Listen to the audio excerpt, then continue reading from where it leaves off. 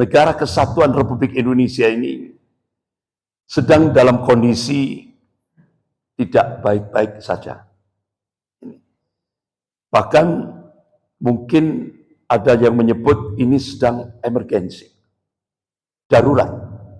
Kondisinya sudah darurat. Karena apa? Ternyata di Indonesia ini lebih banyak yang menjadi pengkhianat daripada yang menjadi penyelamat. Jadi ternyata banyak sekali di Indonesia ini yang menjadi pengkhianat-pengkhianat bangsa. Sehingga akhirnya NKRI ini sekarang dalam kondisi danger. Assalamualaikum warahmatullahi wabarakatuh.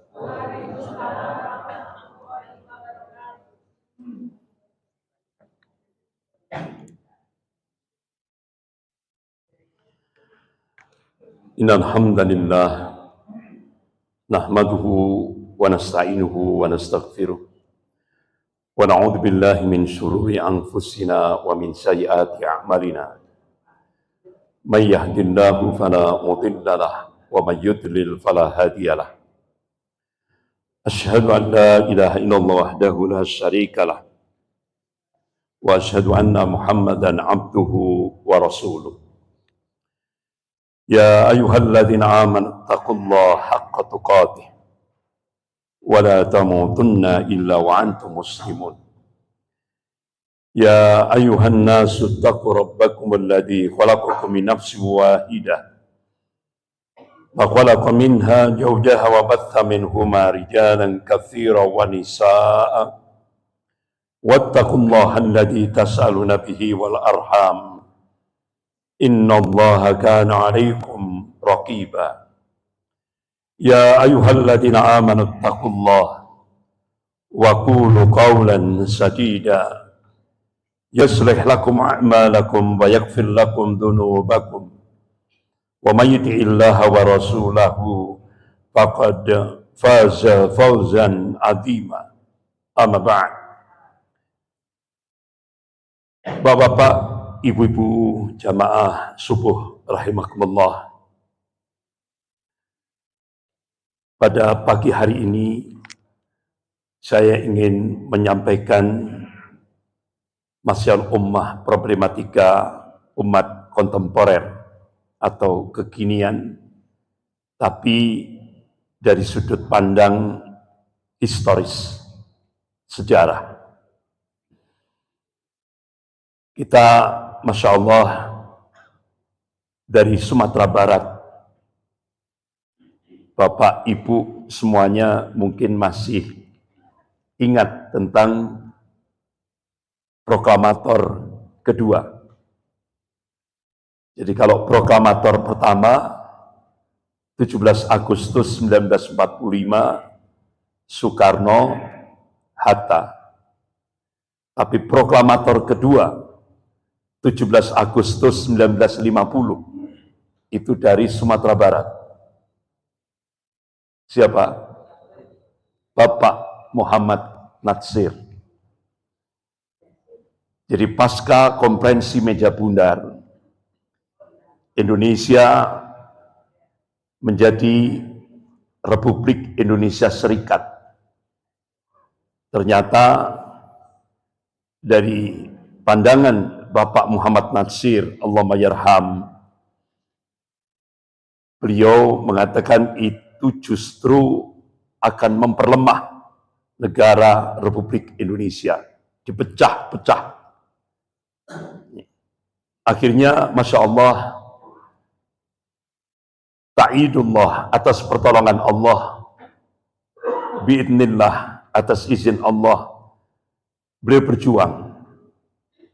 Saat beliau menjadi Perdana Menteri Republik Indonesia yang pertama, Bapak Muhammad Natsir melakukan lobi-lobi terhadap pemimpin-pemimpin RIS, Republik Indonesia Serikat.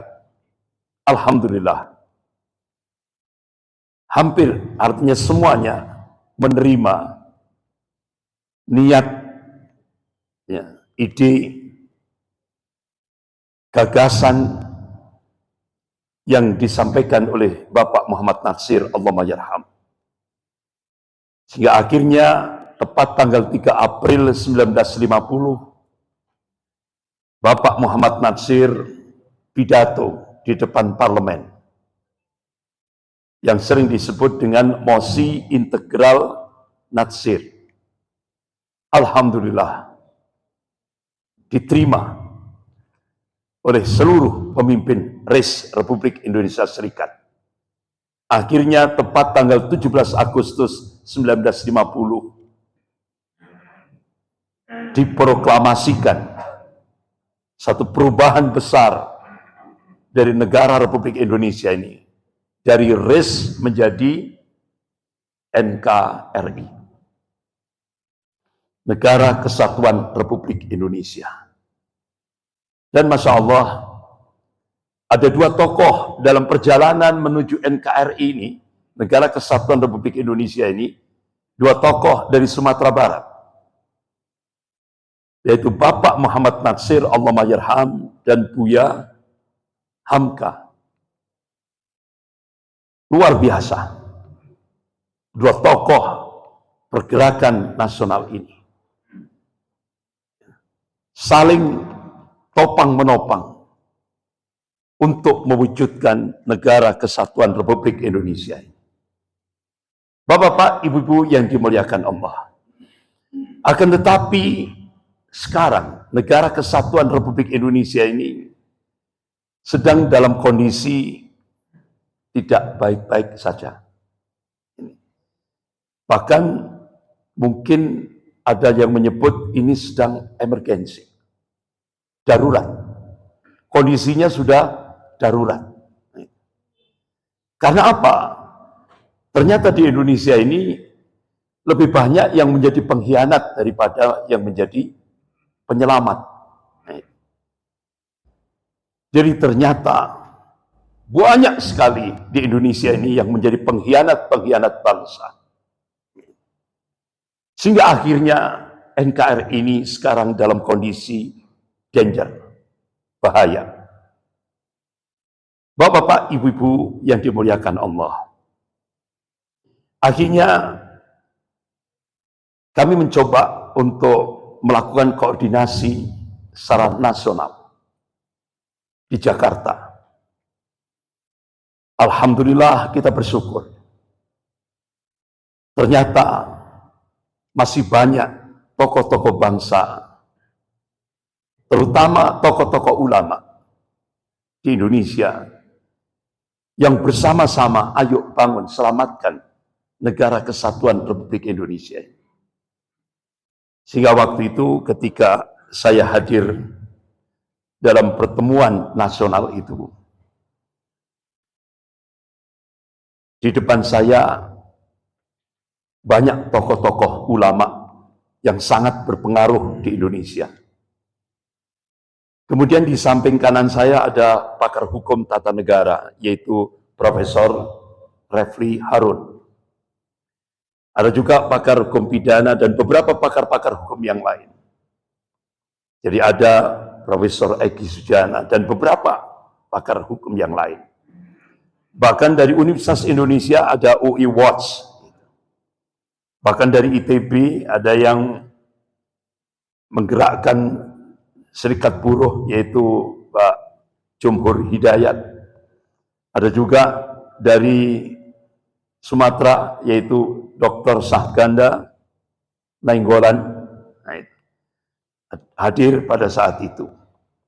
Bahkan di samping, di depan saya tapi agak ke kanan, itu ada mantan Kasat, yaitu Bapak Jenderal Purnawirawan Tiasno Sudarto. Ada juga sampingnya yaitu Bapak Jenderal Purnawirawan Sunarko, mantan Danjen Kopassus. Ada juga Jenderal Purnawirawan Soeharto, mantan Komandan Marinir.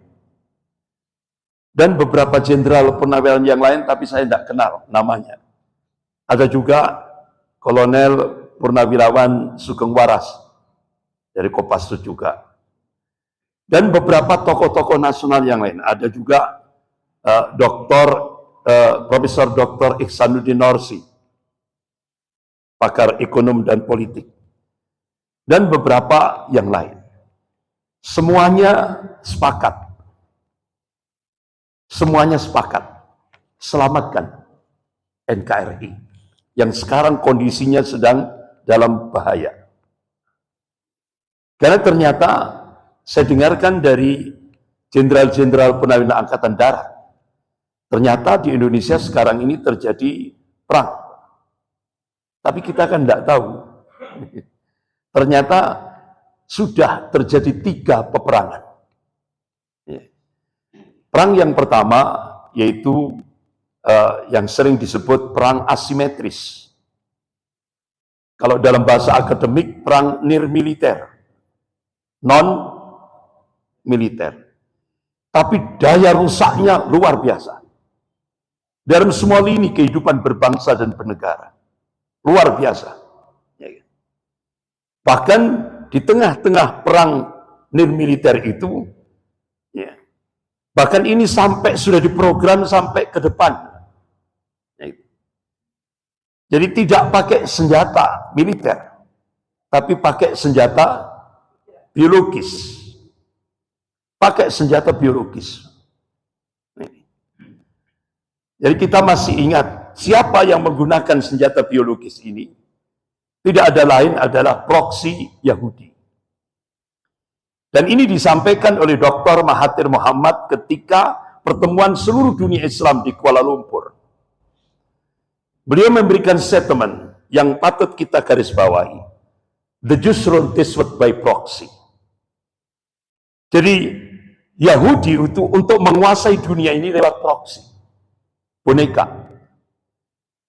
Nah, proksi Yahudi sekarang Cina dan Amerika. Tangan kanannya Amerika, tangan kirinya Cina.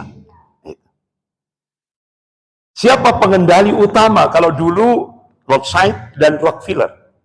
Sekarang Henry Kissinger dan George Soros. Dan itu banyak penopang-penopangnya, di antara salah satu di antaranya Bill Gates. Jadi ternyata senjata biologis ini tujuannya cuma satu, depopulasi, pengurangan jumlah penduduk. Lewat apa? Virus. Lewat virus. Jadi virus antraks, AIDS, flu burung, COVID-19, dan ini sebentar lagi akan muncul lagi virus yang lebih sadis lagi daripada yang sebelumnya. Jadi perang ke depan tidak pakai militer, tapi senjata virus. Oleh karena itu, bapak-bapak, ibu-ibu yang dimuliakan Allah, satu-satunya, ya kan, satu-satunya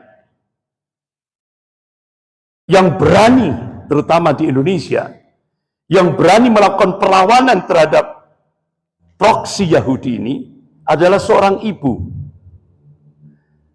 Profesor Dr. Siti Fadilah Supari. Ya, beliau Menteri Kesehatan.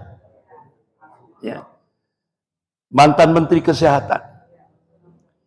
Jadi bapak-bapak, ibu-ibu yang dimuliakan Allah, Masya Allah, ternyata untuk menggoncang satu negara adidaya itu tidak perlu Kopassus, tidak perlu. Cukup satu ibu di Indonesia, yaitu Profesor Dr. Siti Fadilah Supari. Beliau dengan tekunnya nulis agenda harian, ditulis sama beliau. Bahkan beliau sebagai Menteri Kesehatan waktu itu zaman Presiden SBY, ya, itu luar biasa, bapak-bapak, ibu-ibu yang dimuliakan Allah. Beliau melakukan sidak, ya, apa, di laboratorium Namru 2 milik Angkatan Laut Amerika, sebelah gedung percetakan keuangan negara Republik Indonesia. Begitu sidak, tanpa protokoler. Ya Allah, kaget beliau. Ternyata lab itu hanya kamuflase, tapi di dalamnya, ya Allah, menciptakan senjata-senjata biologis. Sehingga akhirnya beliau langsung mengambil policy tutup Namru. Luar biasa beraninya beliau. Ini yang dihadapi negara adidaya Amerika. Sampai akhirnya Bapak-bapak, Ibu yang dimuliakan Allah, agenda harian beliau itu langsung diterjemahkan dalam bahasa Inggris. Goncang, seluruh dunia goncang, lebih khusus Amerika. Sehingga akhirnya pejabat-pejabat keamanan Amerika di Pentagon dan beberapa senator Amerika datang ke Indonesia, minta kepada Presiden SBY segera didel Profesor Dr. Siti Fadila Supari. Karena ini sangat membahayakan bagi Amerika, bagi proksi Yahudi. Akhirnya Bapak-bapak, Ibu yang dimuliakan Allah, ketika beliau diundang di sebuah pondok pesantren di Jakarta, apa statement beliau? Saya hanya takut kepada Allah. Saya tidak takut kepada siapapun, hatta Amerika sekalipun. Allahu Akbar. Baja. Kondisi kolbu beliau baja sekali. Ya. Akhirnya beliau dijebloskan ke penjara tanpa prosedur hukum. Dijebak. Kena 4 tahun penjara. Ini resiko. Karena beliau melakukan perlawanan terhadap senjata biologis yang diciptakan oleh proksi-proksi Yahudi ini tadi. Akhirnya apa yang terjadi, Bapak-bapak, Ibu yang dimuliakan Allah? Benar. Apa yang disampaikan oleh beliau itu hak. Qadarullah, ada pesawat charteran mendarat mendadak karena kerusakan mesin di Bandara Pudong, Cina. Tidak tahunya di dalam pesawat itu ada senjata biologis yang itu akan disebarkan di kawasan Afrika untuk membunuh masyarakat Afrika lewat udara, disebarkan lewat udara. Dan ternyata di dalamnya itu ada 3 anggota CIA. Ada 1 dari Namru, ternyata orang Indonesia. Jadi ternyata apa yang disampaikan oleh Profesor Dr. Siti Fadila Supari benar, nyata. Ya Allah, beliau terima itu, dan insya Allah beliau ambil hikmah apa yang dibalik. Insya Allah ada hikmah besar. Tapi yang penting beliau sudah menyelamatkan, artinya memberikan warning, hati-hati terhadap 2 proksi Yahudi. Bapak-bapak, Ibu-ibu yang dimuliakan Allah. Akhirnya pada saat Indonesia diserang dengan virus COVID-19, ada kebijakan dari Menkumham. Apa? Umur 60 tahun ke atas harus dikeluarkan dari penjara-penjara yang di bawah naungan Kemenkumham, yang karena sangat rentan sekali terhadap virus ini. Jadi kebijakan Menkumham dikeluarkan umur yang tahanan-tahanan yang 60 tahun ke atas. Tapi anehnya Profesor Dr. Siti Fadila Supari itu umurnya 70. Tapi tidak dikeluarkan. Aneh kan? Karena beliau sangat berbahaya. Bagi siapa? Bukan bagi bangsanya, tapi bagi proksi Yahudi, Amerika dan Cina. Beliau terima itu. Masya Allah. Tapi perjuangan beliau sampai akhirnya di penjara itu beliau berhasil mendirikan sebuah masjid yang bagus. Ini perjuangan beliau. Bahkan anehnya ketika bulan Ramadan, Bapak-bapak, Ibu yang dimuliakan Allah, saat iktikaf 10 hari yang terakhir, Ada larangan untuk itikaf. Padahal Bu Profesor Dr. Siti Fadilah Supari ini ingin banyak takarub ilallah pada 10 hari terakhir. Dilarang. Akhirnya beliau melakukan gugatan hukum lewat advokatnya, penasihat hukumnya terhadap Menkumham. Alhamdulillah, perjuangan beliau akhirnya lolos. Akhirnya setiap bulan Ramadan dibolehkan napi-napi itu untuk iktikaf di dalam masjid. Itu perjuangan Profesor Dr. Siti Fadilah Supari. Jadi ini bapak-bapak, ibu-ibu yang dimuliakan Allah. Sehingga sekarang beliau dalam sisa umurnya ini, beliau membangun sebuah lembaga, sebuah organisasi, yaitu yang disebut dengan AURA, Angkatan Ulama dan Rakyat. Jadi beliau ingin membangun sebuah kekuatan. Jadi TNI, ulama, dan umat, rakyat. Karena itu kekuatan Indonesia. Itu bapak-bapak, ibu yang dimuliakan Allah. Kemudian 2 minggu yang lalu, saya qadarullah ditemukan oleh seorang mantan Panglima TNI, yaitu Bapak Jenderal Purnawirawan Gatot Nurmantio. Saya dirangkul oleh beliau. Ustadz, alhamdulillah saya selama ini ngikuti ceramah-ceramah Ustadz di YouTube.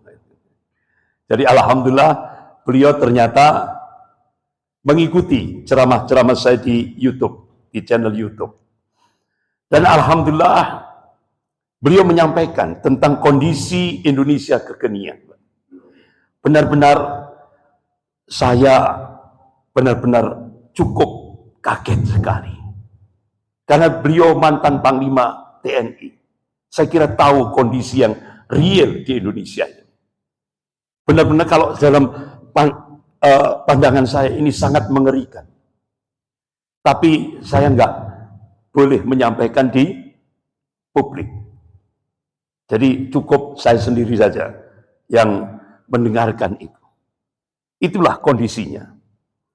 Jadi intinya terakhir dari beberapa pertemuan-pertemuan itu tadi, saya mengambil kesimpulan, ayo selamatkan negara kesatuan Republik Indonesia.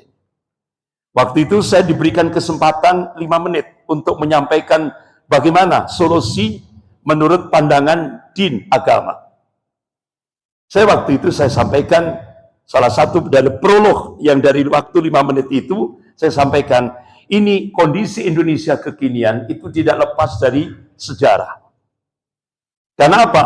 Allah ingatkan dalam surah Al-Fat ayat 23. A'udzubillahi minasyaitonir rajim. Sunnatullahi allati qad khalat min qabl. Wa lan tajidah sunnahi tabdila. Jadi sunnatullah itu sudah berlaku sejak dulu, kata Allah. Dan kalian tidak akan pernah menemukan, melihat perubahan akan sunnatullah. Artinya apa? Bapak-bapak, ibu yang dimuliakan Allah, Allah Subhanahu wa taala yang menciptakan alam jagat raya ini. Allah Subhanahu wa taala yang menguasai rotasi alam jagat raya ini. Allah Subhanahu wa taala yang meninggikan langit tanpa tiang ini. Mengabarkan sejarah akan berulang. Yang membedakan adalah warna dan kualitasnya. Oleh karena itu di hadapan beberapa tokoh-tokoh ulama, tokoh-tokoh nasional, bahkan juga dari Jenderal Purnawirawan Angkatan Darat tadi, saya sampaikan kalau dulu ABRI dan umat Islam bersatu melawan komunis, insya Allah ke depan umat Islam dan TNI bersatu untuk menghadapi komunis gaya baru. Sejarah akan berulang. Kenapa? Kalau dulu ABRI dan umat Islam, karena ABRI masih eksis. Kalau sekarang, kenapa saya sebutkan umat Islam dan TNI?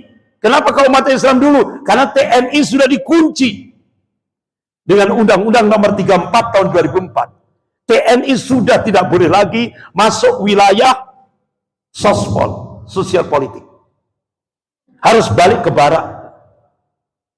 Sehingga benar-benar TNI benar-benar dimarginalkan, dipinggirkan dalam kehidupan berbangsa dan bernegara. Bahkan bapak-bapak, ibu-ibu yang dimuliakan Allah, juga kita lihat, kalau dulu Kopassus itu ranking 3 tingkat dunia, kekuatan militer seluruh dunia, itu Kopassus ranking 3. Sekarang anjlok, sudah tidak diperhitungkan lagi. Bahkan bapak-bapak, ibu-ibu yang dimuliakan Allah, perbandingannya sekarang TNI Polri itu 1:3. TNI-nya 1, Polri-nya 3. Begitu juga anggarannya. Anggarannya TNI 1 itu dibagi 5. Polri 3. Sehingga senjata yang tercanggih itu sekarang bukan milik TNI, tapi milik Polri. Inilah kondisi. Oleh karena itu, kenapa mantan Panglima TNI, yaitu Bapak Jenderal Purnawirawan Gatot Nurmantio, beliau mengatakan benteng terakhir negara kesatuan Republik Indonesia ini adalah umat Islam. Makanya tadi kan saya sampaikan, insya Allah sejarah akan berulang. Umat Islam dan TNI akan memperkuat, artinya istilahnya menyelamatkan Indonesia, negara kesatuan Republik Indonesia ini dari komunis gaya baru. Sebagaimana Profesor Salim Said, guru besar ilmu politik dan militer Universitas Indonesia, dalam video pendek beliau menegaskan bahwa kader-kader komunis sekarang ini yang begitu banyak menjadi bupati, wali kota, gubernur, staf menteri, bahkan ada yang staf presiden, ya kan? Bahkan hampir 200 lebih kader-kader komunis yang berada di DPR RI, semuanya itu sekarang sudah melakukan balas dendam kepada umat Islam, ulamanya dan Islam dengan menggunakan kekuasaan. Saya kira kalau yang ngomong itu Profesor Salim Said itu tidak sekedar statement. Beliau punya data. Beliau punya data. Itulah yang terjadi. Bahkan saya tabayun ke Komisi 7 DPR RI, yaitu Pak Ridwan Hisab dari Golkar itu ya. Saya tanya, kebetulan itu tetangga saya.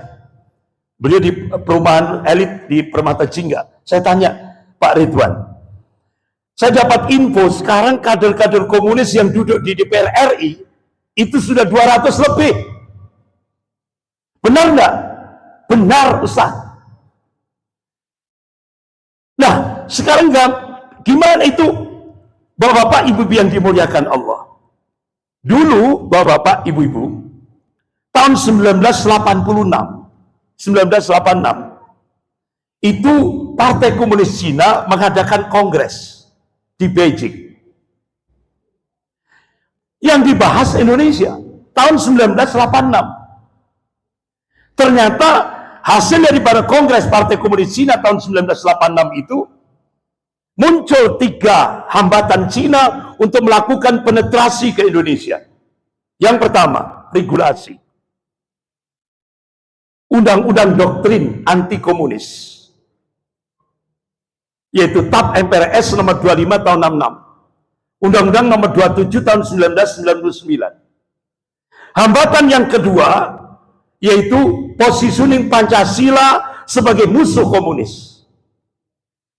Hambatan yang ketiga, sikap anti komunis umat Islam seluruh Indonesia termasuk Sumatera Barat masih solid. Nah, akhirnya ternyata sampai hari ini 3 hambatan Cina itu sudah jebol semuanya. Yang pertama, dijebol dengan rancangan undang-undang HIP. Akhirnya dari parlemen diserahkan pemerintah, pemerintah hanya merubah casingnya saja. tapi substansinya sama. Indonesia akan dirubah dari Pancasila menjadi ideologi komunis, dari Pancasila menjadi Trisila Ekasila. Ini kan ala komunis. Yang kedua, dijebol dengan undang-undang Omnibus Law. Coba, salah satu dari undang-undang Omnibus Law, rancangan undang-undang kesehatan. Sudah, kita tidak lagi punya kedaulatan sebagai sebuah negara yang merdeka dan berdaulat. Sudah enggak? Padahal, ya Allah, dari Sumatera Barat, saat Indonesia dibombardir, ibu kota negara Jogja dibombardir, agresi Belanda kedua. Dari Sumatera Barat, dari Bukit Tinggi, yaitu Bapak Safruddin Prawira Negara. Beliau mendapat amanah, akhirnya diproklamasikan menjadi Presiden Darurat Republik Indonesia. Karena Presiden Soekarno, Wakil Presiden Bung Hatta, kabinet semua menteri ditangkap oleh penjajah Belanda, diasingkan. Masya Allah, dari rumah beliau, Bapak Safruddin Prawira Negara, alhamdulillah atas pertolongan Allah, berhasil menyelamatkan negara kesatuan Republik Indonesia ini dalam percaturan politik dunia sampai nembus ke PBB di New York. Tapi itulah adab seorang ulama dari Bukit Tinggi, Sumatera Barat. Setelah amanah itu diterima dan beliau benar-benar ingin menyelamatkan Indonesia dalam waktu 8 bulan, alhamdulillah Indonesia kondusif. Setelah Indonesia kondusif, Masya Allah, Bapak Safruddin Prawira Negara berangkat ke Jogja, menemui Soekarno, didampingi oleh Panglima Besar Jenderal Sudirman, menyerahkan kembali jabatan presiden itu kepada Soekarno. Inilah adab akhlak seorang ulama. Beda sekarang kan, kalah bisa jadi menang. Bahkan sampai politisi Jepang itu, ya kan, polisi Jepang itu sampai geleng-geleng, sak dunia ini cuma ada di Indonesia. Sak dunia ini cuma ada di Indonesia. Kalah, tapi bisa menang. Aneh kan? Angkanya kalah, tapi bisa menang. Bahkan sampai polisi di Jepang ini sempat viral di medsos itu. Dia pidato di depan parlemen-parlemen dunia. Dia katakan,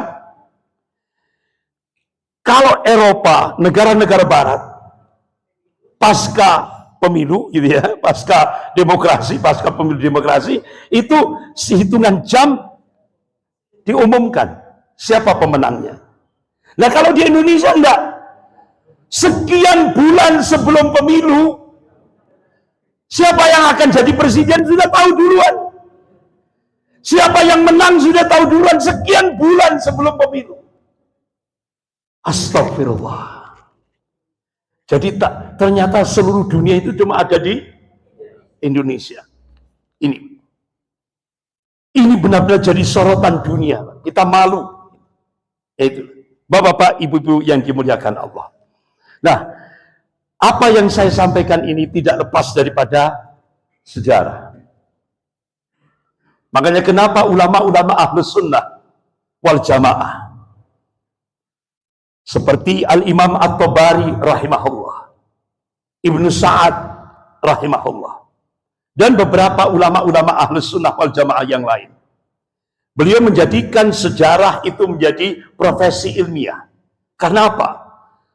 Kalau kita ingin menganalisis kondisi kekinian,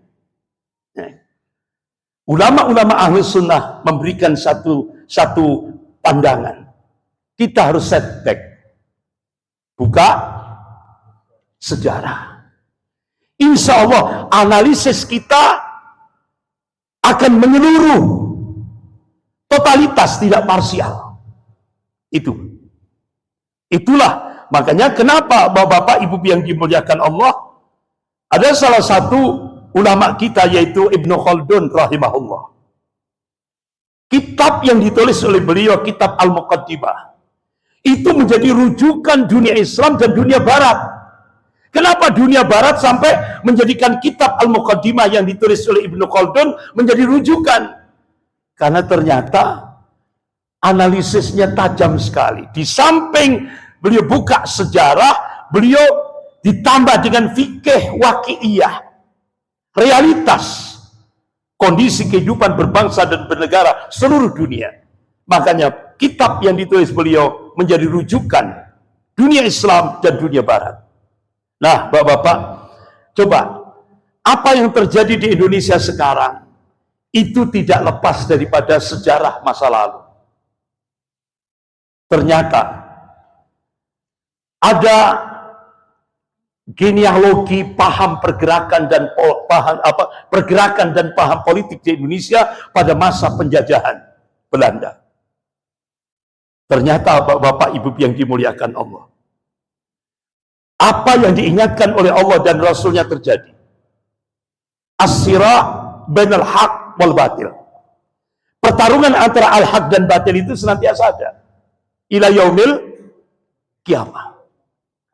Jadi pertarungan ideologis antara umat Islam, komunis, nasionalis sekuler, Kristiani radikal, itu mulai dulu sampai sekarang tetap berlangsung. Tetap berlangsung. Bahkan pertarungan ideologis itu tadi tidak lepas daripada skenario global. Dalam hal ini yang sekarang adalah dua negara adidaya, Cina dan Amerika. Tujuannya apa? Ingin menaklukkan Indonesia yang jumlah penduduk muslimnya terbesar seluruh dunia. Dan itu diungkap oleh lembaga riset The Pew Forum on Religion and Public Life. Menempatkan Indonesia dalam ranking pertama jumlah penduduk muslim terbesar seluruh dunia. Oleh karena itu, Indonesia menjadi target utama.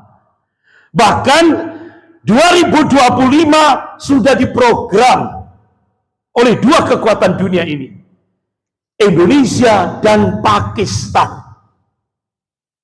Ini dua negara yang dijadikan sasaran utama. Sehingga Bapak-bapak, Ibu yang dimuliakan Allah, ada sebuah buku berbahasa Rusia, yang satu berbahasa Inggris. Ternyata dua buku ini sama. Strategi untuk menghancurkan dua negara itu, yaitu Indonesia dan Pakistan. Tapi nggak bisa saya sampaikan pagi ini karena nggak cukup waktunya. Nah, saya langsung saja kita masuk pada ini. Jadi dulu saat Indonesia dijajah oleh Belanda, ada pergerakan Islam yang pertama kali muncul tahun 1905 Miladiyah Masehi, yang dimotori oleh Haji Umar Said Cokro Aminoto, Haji Saman Hudi, dan Kiai Haji Agus Salim, Allahumma yarham. Berdirilah Serikat Islam yang pijakannya adalah Al-Quran dan As-Sunnah. Puncaknya dimotori oleh Bapak Muhammad Nasir, Allahumma yarham. Ini satu gerakan ideologis. Nah, Bapak-bapak, Ibu yang dimuliakan Allah, ternyata setelah 3 tahun penjajah Belanda merasa gerah, karena ternyata anggota Serikat Islam itu seluruh Indonesia, jutaan.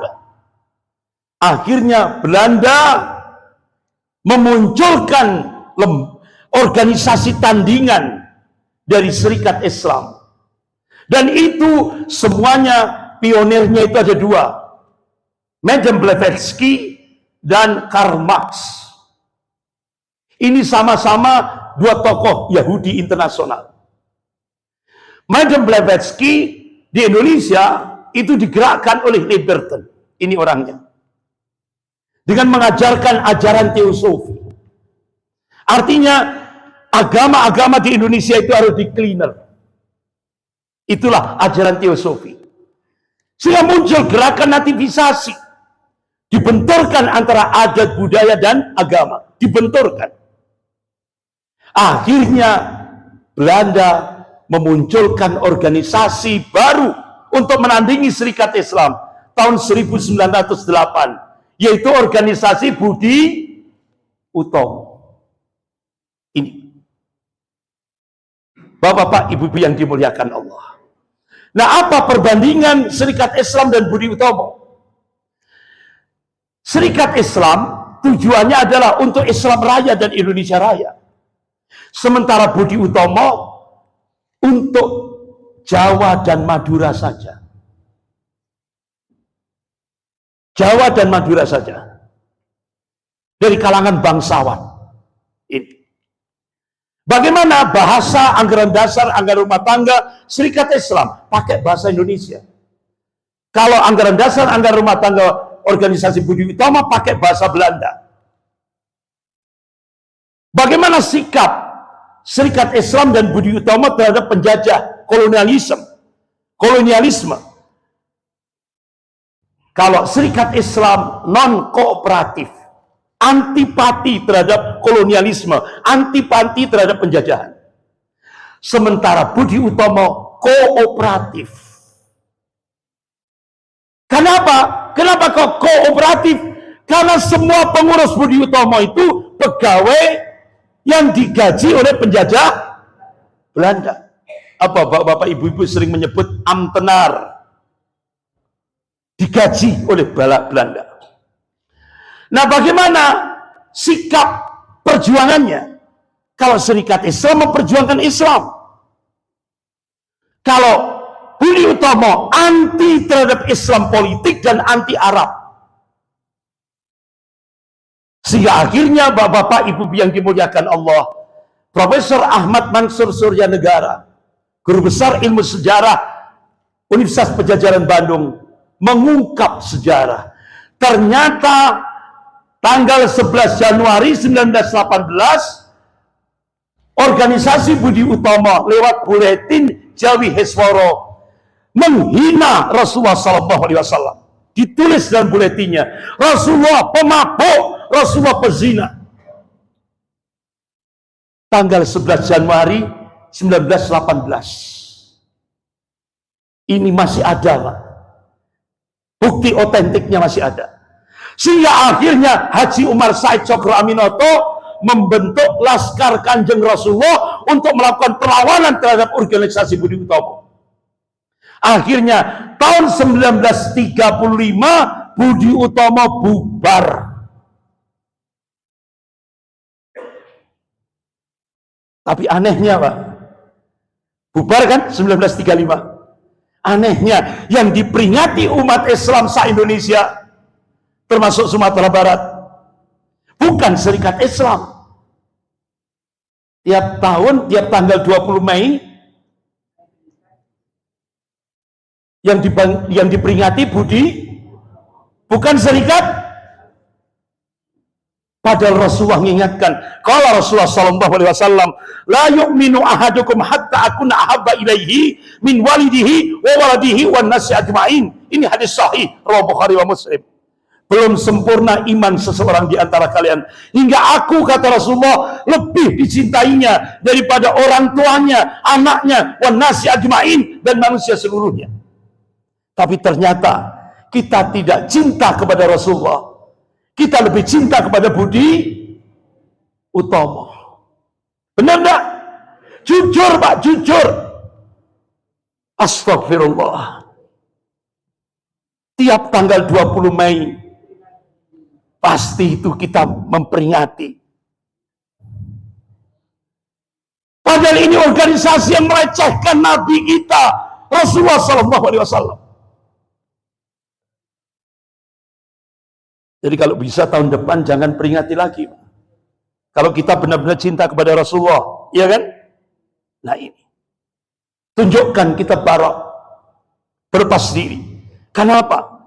Nanti di yaumil akhir, kita tidak akan ditanya apakah kamu apa?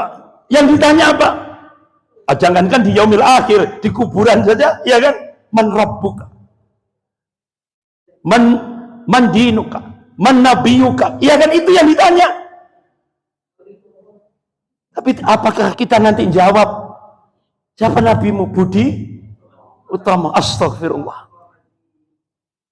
Ini astagfirullah. Bapak-bapak, ibu-ibu yang dimuliakan Allah.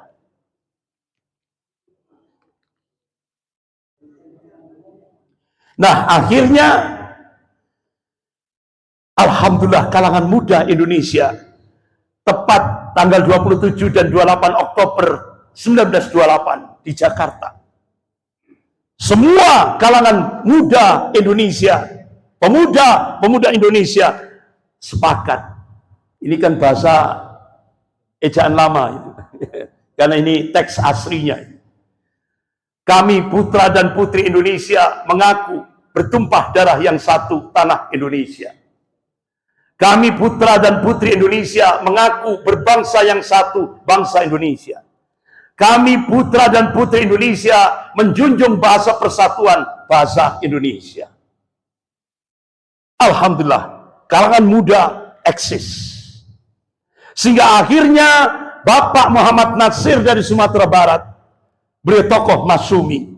Karena waktu itu Hadratus Syekh Hasyim Asy'ari dan KJ Ahmad Dahlan, artinya Muhammadiyah dan NU bersatu memunculkan Masyumi, Partai Islam yang satu. Waktu itu Bapak Muhammad Natsir, beliau ini sejarah yang tidak bisa dirubah, Pak. Ini salah satu tonggak penting ketika terjadi perdebatan ilmiah antara Bapak Muhammad Natsir dari Sumatera Barat dengan Soekarno, Presiden pertama Republik Indonesia, dalam wacana konsep negara. Perdebatan ilmiah. Pak Natsir menegaskan Islam tidak dapat dipisahkan dari negara. Karena urusan kenegaraan pada prinsipnya merupakan bagian yang terintegrasi dengan risalah Islam. Negara adalah sekumpulan orang yang bersatu dalam satu teritorial, menyepakati hidup bersama dan mengelola wilayah tersebut. Sebab itu, negara juga menjadi soal yang tidak dapat dipisahkan dari Al-Quran. Akhirnya Bapak Muhammad Natsir mengutip nas Al-Quran, surah Ad-Dzariyat ayat 6, ayat 56. A'udzubillahi minasyaitonir rajim. Wa ma khalaqtul jinna wal insa illa liya'budun. Tidaklah kuciptakan jin dan manusia ini kecuali untuk beribadah kepada Allah, untuk mentauhidkan Allah. Ini akhirnya dari bertitik tolak dari dasar ideologi Islam ini, Bapak Muhammad Natsir menegaskan cita-cita hidup seorang muslim di dunia ini adalah hanyalah ingin menjadi Abdullah, hambanya Allah, dan ingin mendapatkan kemuliaan fid dunya wal akhirah. Itu ditegaskan oleh Pak Natsir. Tapi ternyata Soekarno menolak. Soekarno lebih terbius oleh pemikiran Mustafa Kemal Atatürk, sehingga Soekarno menolak Islam sebagai dasar negara. Inilah sudah mulai terjadi antara Pak Natsir dan Soekarno. Bapak-bapak, ibu yang dimuliakan Allah, bahkan Pak Natsir menyatakan Mustafa Kemal Atatürk itu sebagai begundal Zionis Yahudi. Nah, bapak-bapak, ibu yang dimuliakan Allah, inilah masa-masa emas antara Muhammadiyah dan NU yang dimotori oleh Hadratus Syekh Hasyim Asy'ari rahimahullah dan Kiai Haji Ahmad Dahlan. Beliau satu guru, gurunya satu. Akhirnya Hadratus Syekh Hasyim Asy'ari dan Kiai Haji Ahmad Dahlan bagi tugas. Kiai Haji Ahmad Dahlan lebih banyak mendakwahkan Islam di daerah perkotaan.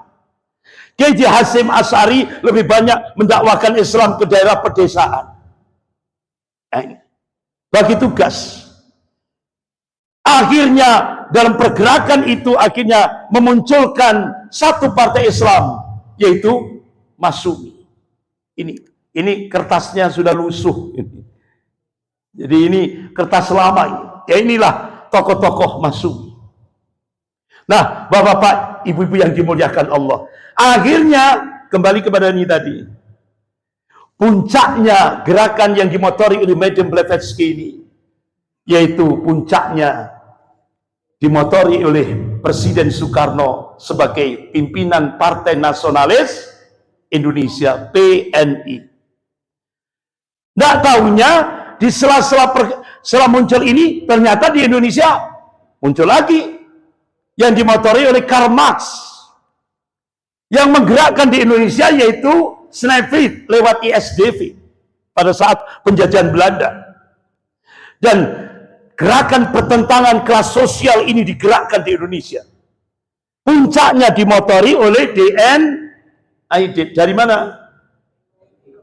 Sumatera Barat. Jadi dari Sumatera Barat juga. Ini DN/AID. Nah, tahun 1950 ternyata antara Soekarno dan DN/AID punya kesamaan. Ada perselingkuhan. Ada perselingkuhan.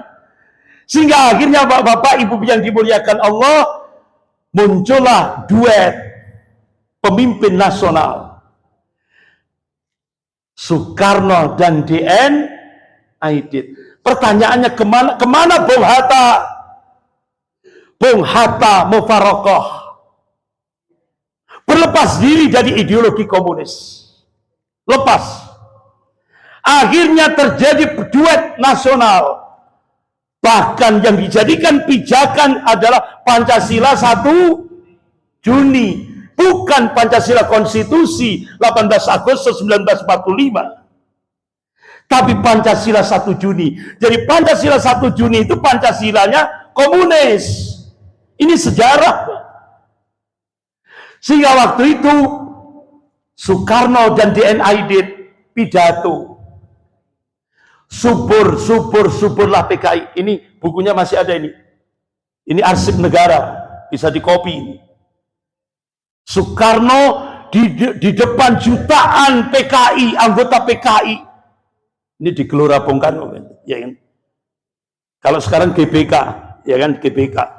Itu Soekarno dan DN/AID pidato. Suburlah PKI. Ini jaya-jayanya PKI. Bahkan baliho besar itu di Jakarta, itu gambarnya Karl Marx, Friedrich Engels, Soekarno dan DN/AID. Tidak ada Bung Hatta. Jaya-jayanya PKI. Bapak, Ibu yang dimuliakan Allah. Bahkan dalam pentas seni pada masa jaya-jayanya PKI, itu judulnya yang digerakkan, Tuhan sudah mati. Gusti Allah itu kan sama dengan Allah gitu ya. Mantu itu menantu, apa sedang pernikahan.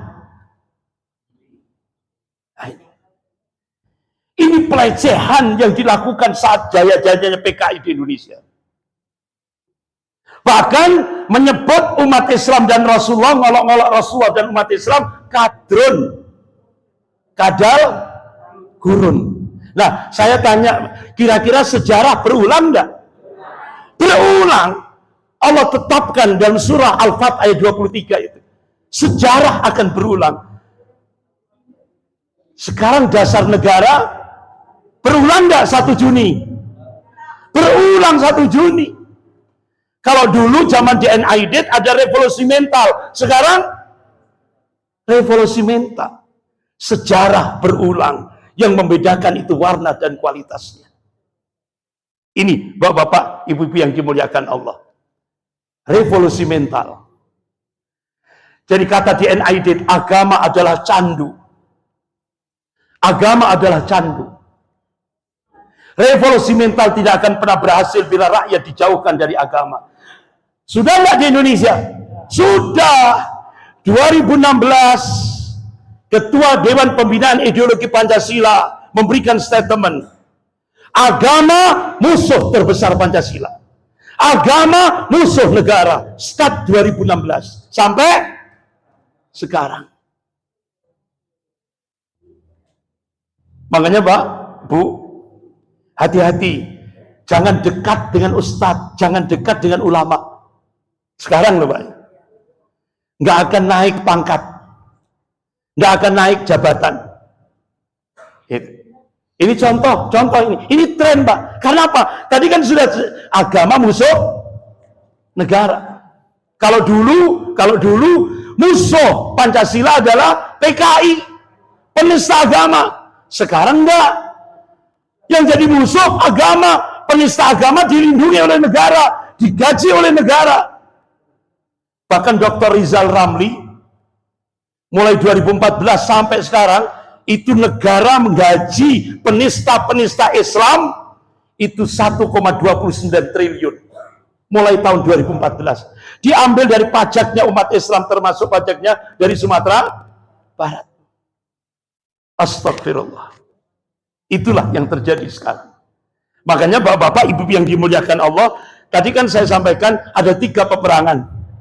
Yang saya sampaikan baru perang yang pertama, yaitu perang asimetris. Ada perang yang kedua, proxy war, perang boneka. Jadi sekarang Cina untuk menguasai Indonesia cukup dengan boneka. Artinya apa? Di Indonesia ini pengkhianat bangsa lebih banyak daripada penyelamat bangsa. Kemudian ada perang yang ketiga, yaitu Neo-Cortex War, perang narasi. Bagaimana?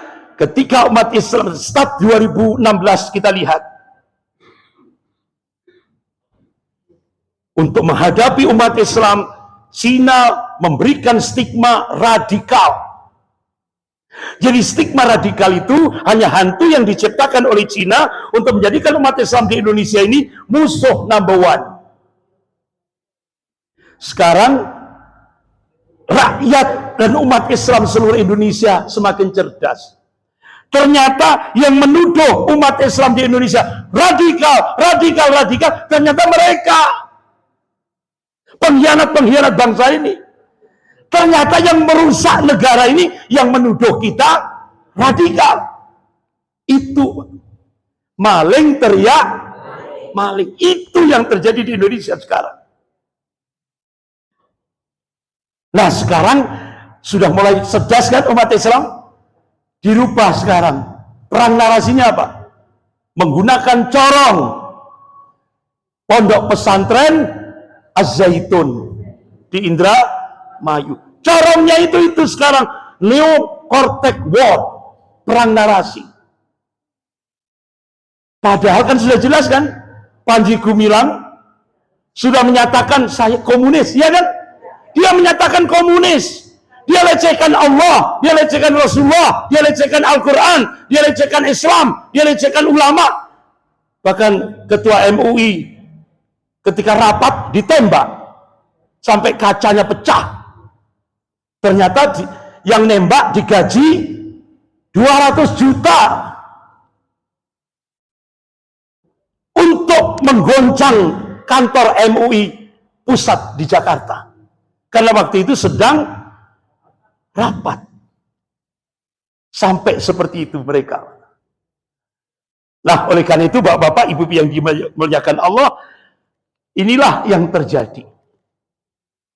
Makanya pada saat Sudirman ini anggota Politbiro PKI zaman DNID, di pledoi sidang pengadilan dia katakan, jika saya mati sudah tentu bukannya berarti PKI ikut mati bersama kematian saya. Tidak, sama sekali tidak.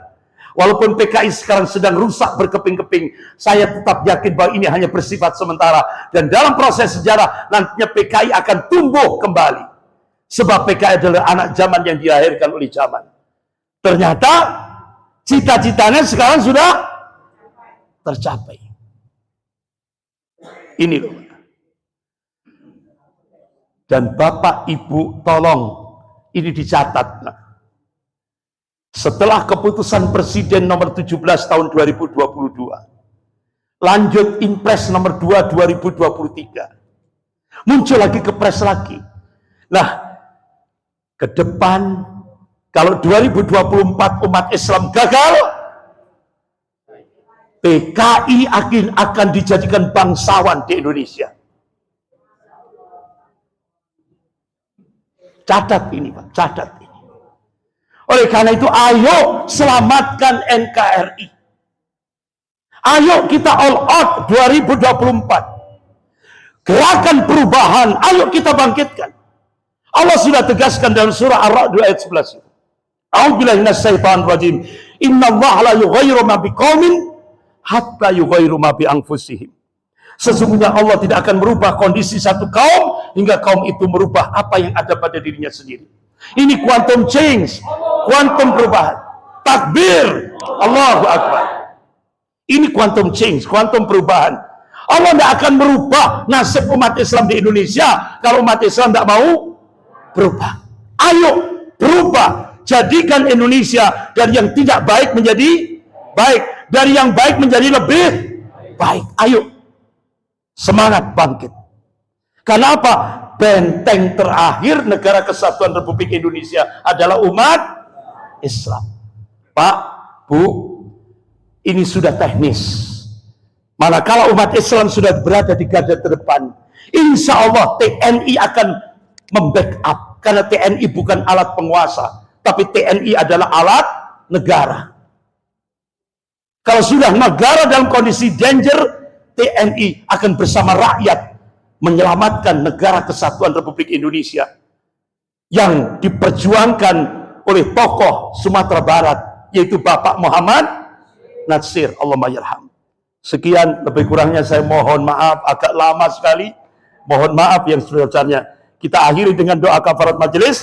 Subhanakallahumma wa bihamdika asyhadu an la ilaha illa anta astaghfiruka wa atubu ilaik. Wabillahi taufiq wal hidayah. Wassalamualaikum warahmatullahi wabarakatuh.